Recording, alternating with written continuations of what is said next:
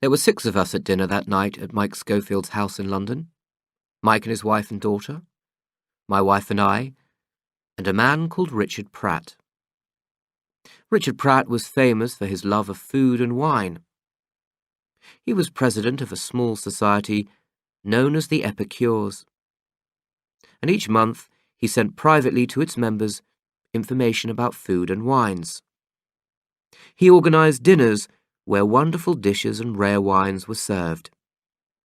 He refused to smoke for fear of harming his ability to taste, and when discussing a wine, he had a strange habit of describing it as if it were a living being. A sensible wine, he would say. Rather shy, but quite sensible. Or a good-humoured wine, kind and cheerful. Slightly rude, perhaps, but still good-natured. I had been to dinner at Mike's twice before, when Richard Pratt was there. And on each occasion, Mike and his wife had cooked a very special meal for the famous epicure. And this one, clearly, was to be no exception. The yellow roses on the dining table, the quantity of shining silver, the 3 wine glasses to each person, and above all, the faint smell of roasting meat from the kitchen brought on a strong desire for the immediate satisfaction of my hunger. As we sat down, I remembered that on both Richard Pratt's last visits, Mike had played a little betting game with him over the claret. He had asked him to name it and to guess its age. Pratt had replied that that should not be too difficult if it was one of the great years. Mike had then bet him a case of that same wine that he could not do it. Pratt had accepted and had won both times. Tonight, I felt sure that the little game would be played again, since Mike was quite ready to lose the bet to prove that his wine was good enough to be recognized, and Pratt seemed to take pleasure in showing his knowledge. The meal began with a plate of fish, fried in butter, and to go with it, there was a Moselle wine.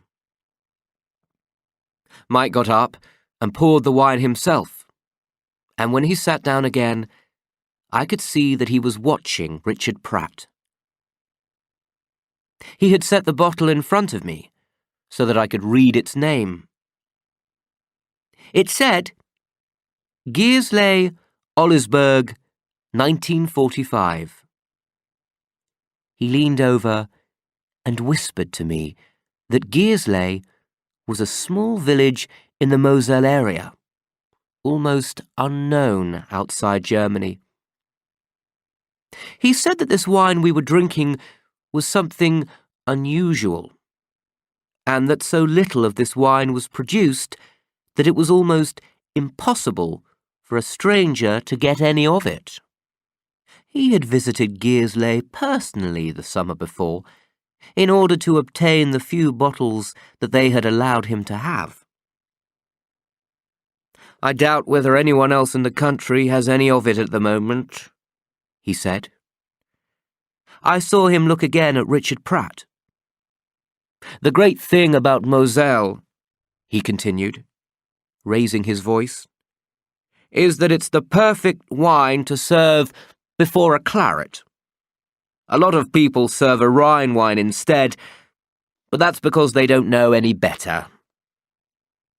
Mike Schofield was a man who had become very rich very quickly, and now also wanted to be considered someone who understood and enjoyed the good things in life. An attractive little wine, don't you think? He added. He was still watching Richard Pratt. I could see him give a quick look down the table each time he dropped his head to take a mouthful of fish. I could almost feel him waiting for the moment when Pratt would drink his first drop and look up from his glass with a smile of pleasure, perhaps even of surprise. And then there would be a discussion, and Mike would tell him about the village of Gearsley. But Richard Pratt did not taste his wine. He was too deep in conversation with Mike's 18-year-old daughter, Louise. He was half turned towards her, smiling at her, telling her, as far as I could hear, some story about a cook in a Paris restaurant. As he spoke, he leaned closer and closer to her, and the poor girl leaned as far as she could away from him, smiling politely and looking not at his face, but at the top button of his dinner jacket. We finished our fish, and the servant came round and took away the plates. When she came to Pratt, she saw that he had not yet touched his food. So she waited, and Pratt noticed her. He quickly began to eat, pushing the pieces of fish into his mouth with rapid movements of his fork. Then, when he had finished, he reached for his glass, and in 2 short swallows he poured the wine down his throat and turned immediately to continue his conversation with Louise Schofield. Mike saw it all. I was conscious of him sitting there, very still, looking at his guest. His round, cheerful face seemed to loosen slightly, but he controlled himself and said nothing. Soon the servant came forward with the second course. This was a large joint of roast meat. She placed it on the table in front of Mike, who stood up and cut it very thinly, laying the pieces gently on the plates for her to take to the guests. When everyone had been served, he put down the knife and leaned forward with both hands on the edge of the table. "Now," he said, speaking to all of us, but looking at Richard Pratt. "Now for the claret. I must go and get it, if you'll excuse me." "Get it?" I said. "Where is it?" "In my study. Already open. It's breathing." "Why the study?" "It's the best place in the house for a wine to reach room temperature. Richard helped me to choose it last time he was here." At the sound of his name, Richard looked round. "That's right, isn't it?" Mike said. "Yes," Pratt answered seriously. "That's right." "On top of the green cupboard in my study," Mike said. "That's the place we chose. A good spot in a room with an even temperature. Excuse me now, will you, while I get it." The thought of another wine to play with had cheered him up, and he hurried out of the door. He returned a minute later, more slowly, walking softly, holding in both hands a wine basket in which a dark bottle lay with the name out of sight, facing downwards. "Now," he cried as he came towards the table. "What about this one, Richard? You'll never name this one." Richard Pratt turned slowly and looked up at Mike.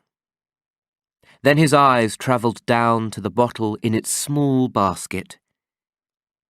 He stuck out his wet lower lip, suddenly proud and ugly. "You'll never get it," Mike said. "Not in 100 years. "A claret?" Richard Pratt said, rather rudely. "Of course." "I suppose, then, that not much of this particular claret is produced." "Perhaps it is, Richard, and perhaps it isn't. But it's a good year. One of the great years?" "Yes, I can promise that." "Then it shouldn't be too difficult," Richard Pratt said, speaking slowly, looking extremely bored. "But to me, There was something strange about his way of speaking. Between the eyes, there was a shadow of something evil, and this gave me a faint sense of discomfort as I watched him. "This one is really rather difficult," Mike said. "I won't force you to bet on this one." "Really? And why not?" "Because it's difficult." "That's rather an insult to me, you know." "My dear man," Mike said, "I'll have a bet on it with pleasure, if that's what you wish." "It shouldn't be too hard to name it." "You mean you want to bet?" "I'm perfectly ready to bet," Richard Pratt said. "All right then. We'll bet the usual. A case of the wine itself." "You don't think I'll be able to name it, do you?" "As a matter of fact, and with respect, I don't," Mike said. He was trying to remain polite, but Pratt was making little attempt to hide his low opinion of the whole business. Strangely, though, his next question seemed to show a certain interest. "Would you like to increase the bet?" "No, Richard. A case is enough." "Would you like to bet 50 cases?" "That would be silly." Mike stood very still behind his chair at the head of the table, carefully holding the bottle in its basket. There was a whiteness about his nose now, and his mouth was shut very tightly. Pratt was sitting back in his chair, looking up at Mike. His eyes were half closed, and a little smile touched the corners of his lips. And again I saw, or thought I saw, something very evil about the man's face. "So you don't want to increase the bet?" "As far as I'm concerned, I don't care," Mike said. "I'll bet you anything you like." The three women and I sat quietly, watching the two men. Mike's wife was becoming annoyed. I felt that at any moment she was going to interrupt. Our meat lay in front of us on our plates, slowly steaming. "So you'll bet me anything I like?" "That's what I told you. I'll bet you anything you like." "Even £10,000? "Certainly I will, if that's the way you want it." Mike was more confident now. He knew quite well that he could afford any sum that Pratt mentioned. "So you say that I can name the bet?" Pratt asked again. "That's what I said." There was a pause, while Pratt looked slowly round the table, first at me, then at the three women, each in turn. He seemed to be reminding us that we were witnesses to the offer. "Mike," Mrs. Schofield said. "Mike, why don't we stop this nonsense and eat our food? It's getting cold." "But it isn't nonsense," Pratt told her calmly. "We're making a little bet." I noticed the servant standing at the back of the room, holding a dish of vegetables, wondering whether to come forward with them or not.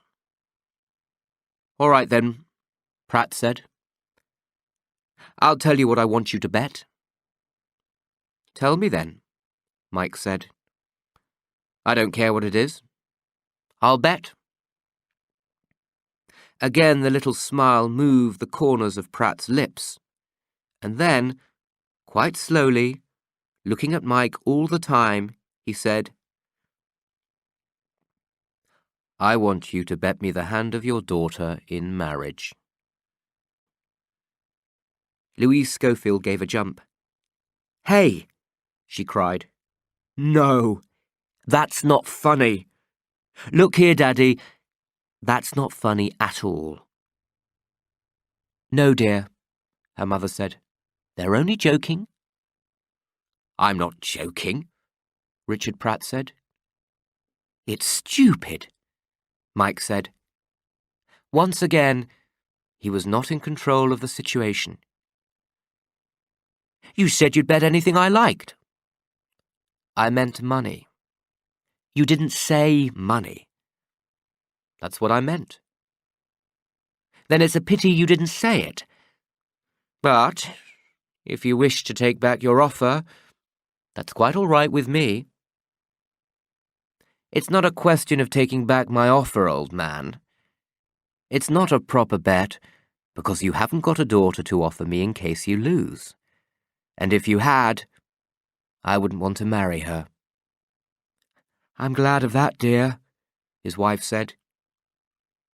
I'll offer anything you like, Pratt announced. My house, for example. How about my house? Which one? Mike asked, joking now. The country one. Why not the other one as well? All right then, if you wish it. Both my houses. At that point, I saw Mike pause. He took a step forward and placed the bottle in its basket gently down on the table. His daughter, too, had seen him pause. Now, Daddy, she cried, don't be stupid. It's all too silly for words. I refuse to be betted on like this. Quite right, dear, her mother said. Stop it immediately, Mike, and sit down and eat your food. Mike ignored her. He looked over at his daughter, and he smiled, a slow, fatherly, protective smile. But in his eyes, suddenly, shone the faint light of victory. You know, he said, smiling as he spoke. You know, Louise, we ought to think about this a bit. Now stop it, Daddy. I refuse even to listen to you. Why? I've never heard anything so crazy in all my life. No, seriously, my dear. Just wait a moment and hear what I have to say. But I don't want to hear it. Louise, please. It's like this. Richard here has offered us a serious bet. He is the one who wants to make it, not me. And, if he loses, he will have to hand over a large amount of property. Now wait a minute, my dear, don't interrupt. The point is this. He cannot possibly win.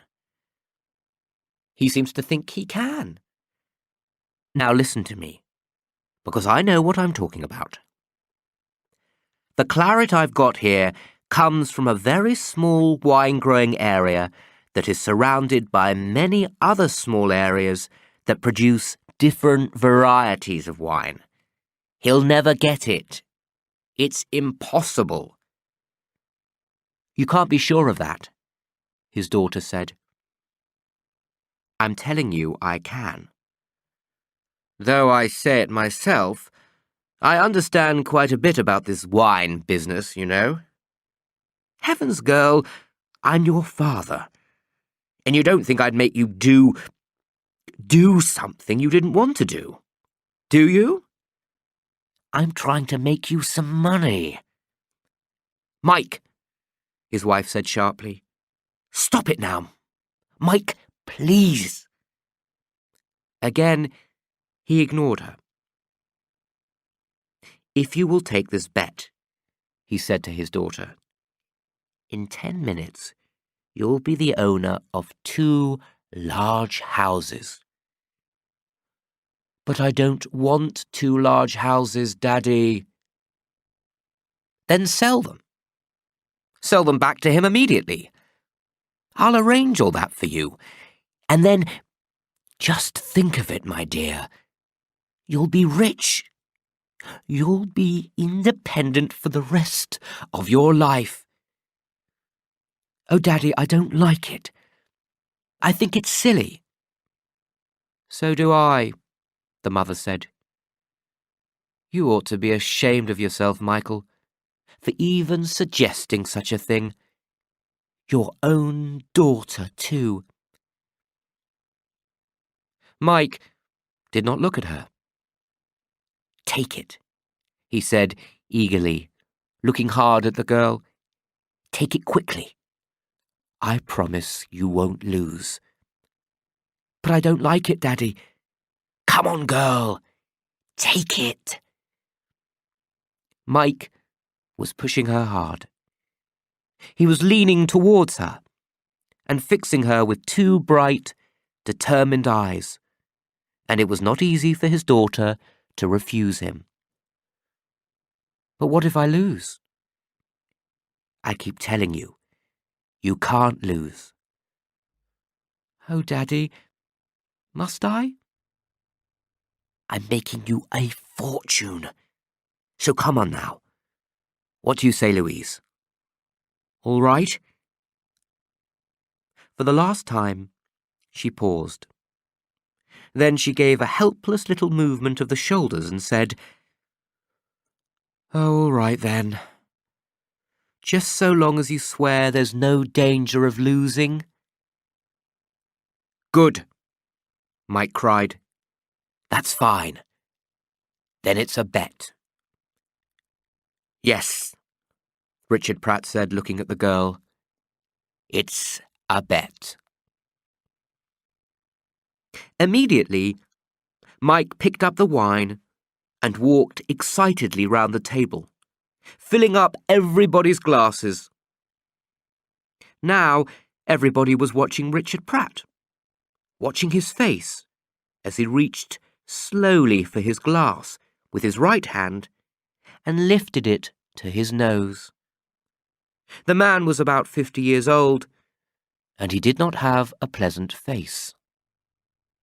Somehow, it was all mouth. Mouth and lips. The full, wet lips of the professional epicure. The lower lip hung down in the centre, a permanently open taster's lip. Like a keyhole, I thought, watching it. His mouth is like a large wet keyhole. Slowly, he lifted the glass to his nose. The point of his nose entered the glass and moved over the surface of the wine. He moved the wine gently around in the glass to smell it better.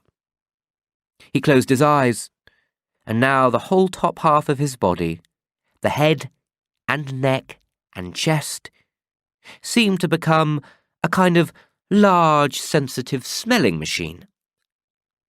Mike, I noticed, was sitting back in his chair, trying to appear unconcerned, but he was watching every movement.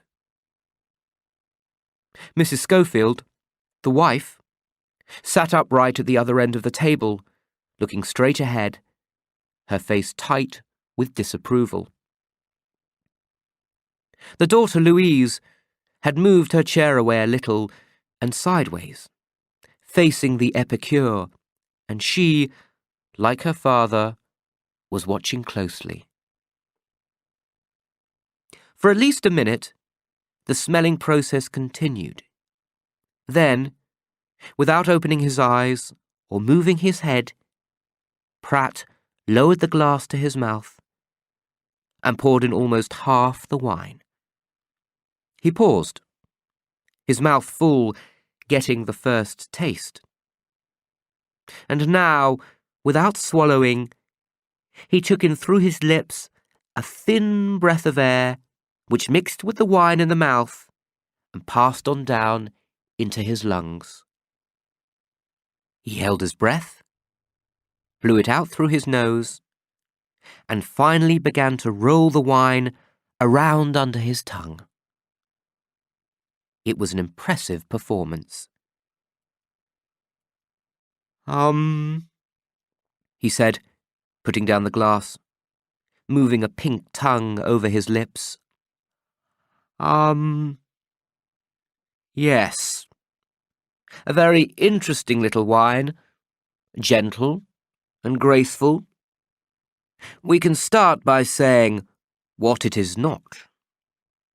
You will pardon me for doing this carefully, but there is much to lose.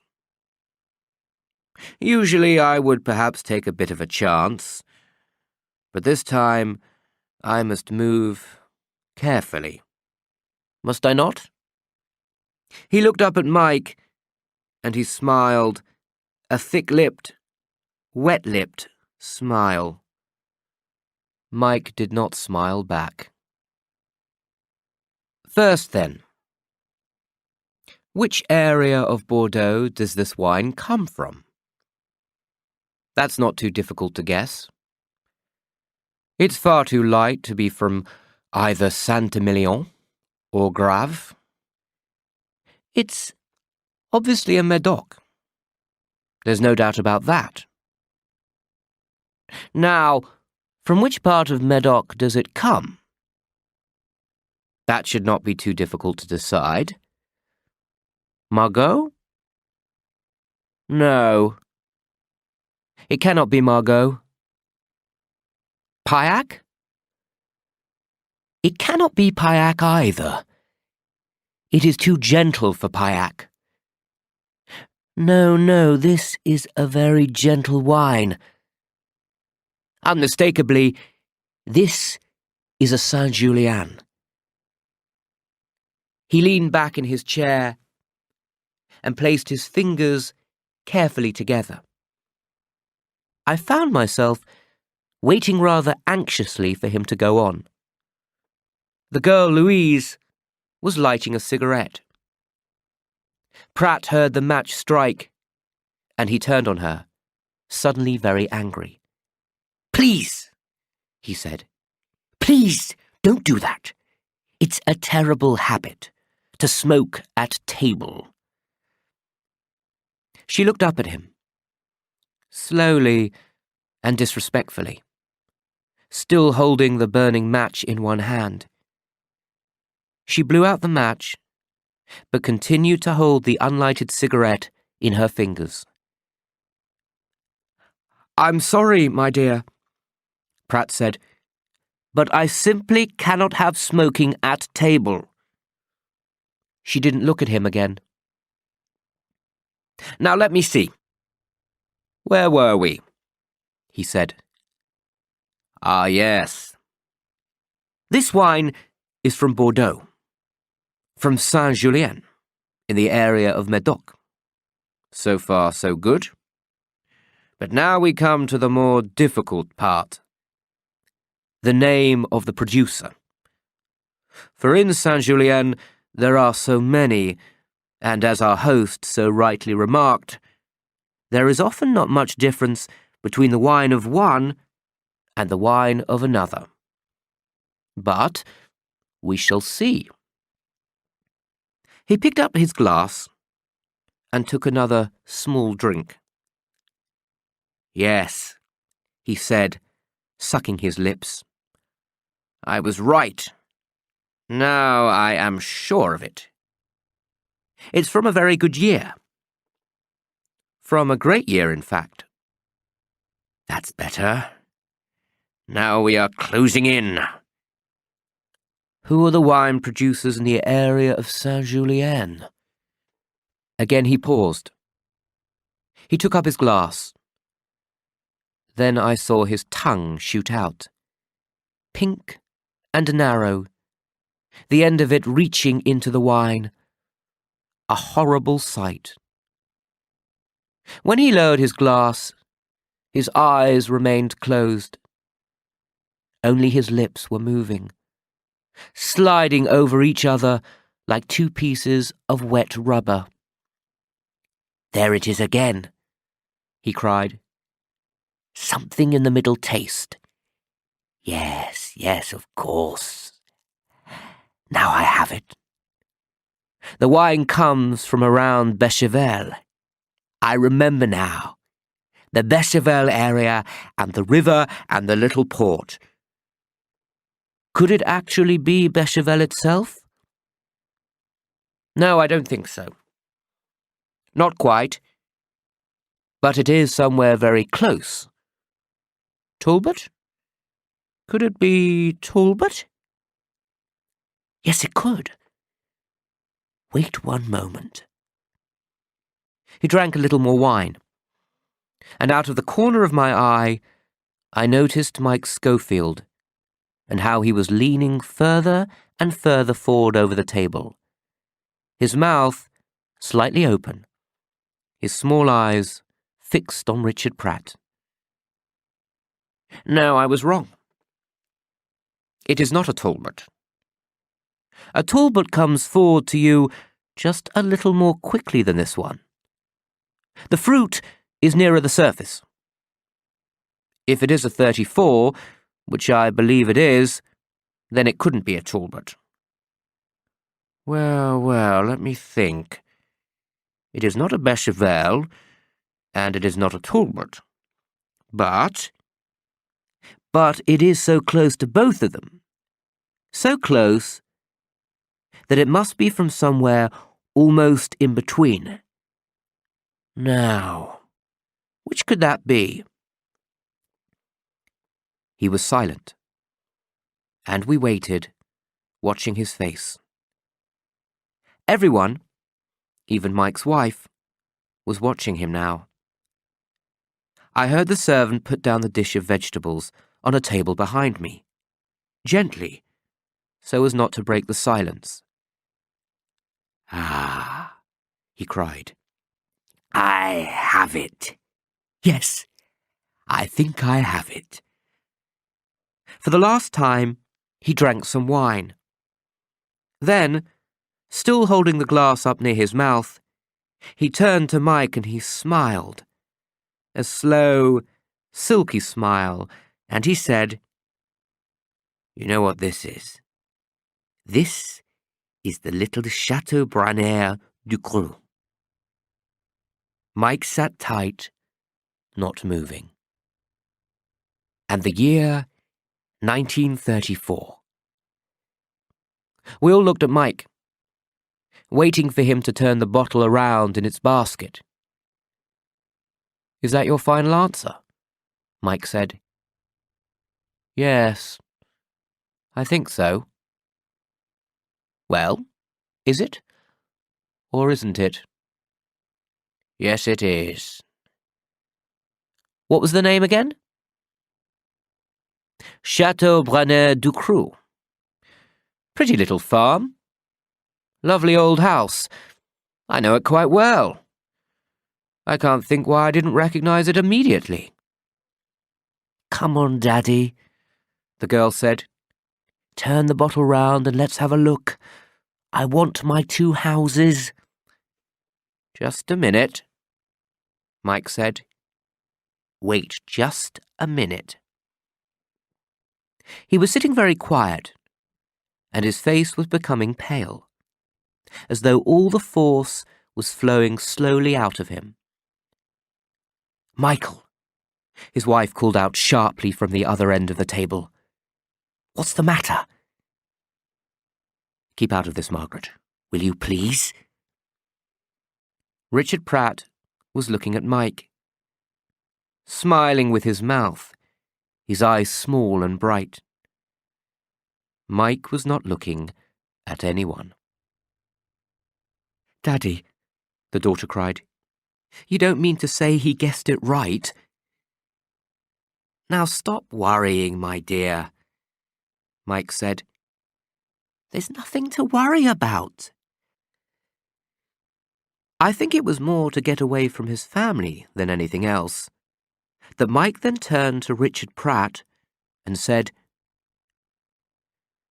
I think you and I had better go into the next room and have a little talk. I don't want a little talk, Pratt said. All I want is to see the name on that bottle. He knew he was a winner now, and I could see that he was prepared to become thoroughly nasty if there was any trouble. "What are you waiting for?" he said to Mike. "Go on and turn it round." Then this happened. The servant, a small, upright figure in her white and black uniform, was standing beside Richard Pratt, holding something out in her hand. "I believe these are yours, sir," she said. Pratt looked round, saw the pair of glasses that she held out to him, and for a moment he paused. "Are they? Perhaps they are. I don't know." "Yes, sir. They're yours." The servant was an old woman, nearer 70 than 60, a trusted employee of the family for many years. She put the glasses down on the table beside him. Without thanking her, Pratt picked them up and slipped them into his top pocket. But the servant did not go away. She remained standing beside Richard Pratt, and there was something so unusual in her manner and in the way she stood there, small, still, and upright, that I found myself watching her with sudden anxiety. Her old grey face had a cold, determined look. "You left them in Mr. Schofield's study," she said. Her voice was unnaturally, deliberately polite. "On top of the green cupboard in his study, sir, when you happened to go in there by yourself before dinner?" It took a few moments for the full meaning of her words to be understood. And in the silence that followed, I saw Mike slowly pulling himself up in his chair, and the colour coming to his face, and his eyes opening wide, and the curl of his mouth, and a dangerous whiteness beginning to spread around his nose. "Now, Michael," his wife said. "Keep calm now, Michael, dear. Keep calm."